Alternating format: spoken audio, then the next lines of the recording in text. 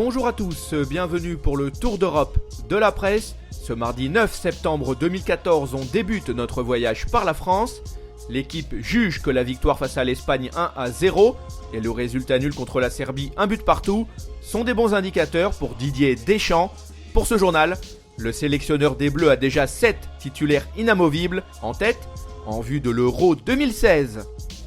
De son côté, la Provence s'interroge à propos du climat à l'OM. Les joueurs sont-ils perturbés par l'affaire Bielsa-Labrune? Cela se vérifiera assez vite sur le terrain au cours des jours à venir.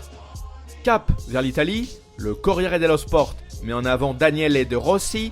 Ces journalistes estiment que le milieu de terrain est un leader incontournable au sein de l'équipe d'Italie. À 20h45, la squadra Azzurra va défier la Norvège dans le cadre des éliminatoires de l'Euro 2016.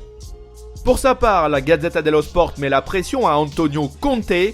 Le nouveau sélectionneur transalpin sait que lui et ses troupes ne doivent pas rater cette première marche à Oslo.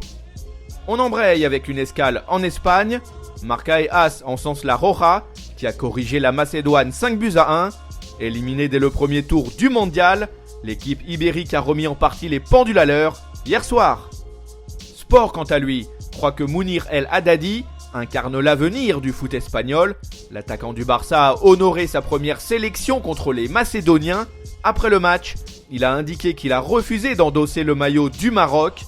Mounir El Haddadi a toujours rêvé de défendre les couleurs de la Roja. On traverse la Manche et on débarque en Angleterre. Le Daily Mail revient sur la victoire des Swillians en Suisse. Les Britanniques ont gagné 2-0. Le héros du match est clairement l'attaquant d'Arsenal Danny Welbeck, qui a réalisé un doublé. Le Daily Mirror, quant à lui, nous apprend que Fabio Borini met les bouchées doubles afin de s'imposer à Liverpool. À défaut d'y parvenir, le buteur italien quittera sûrement Anfield en janvier.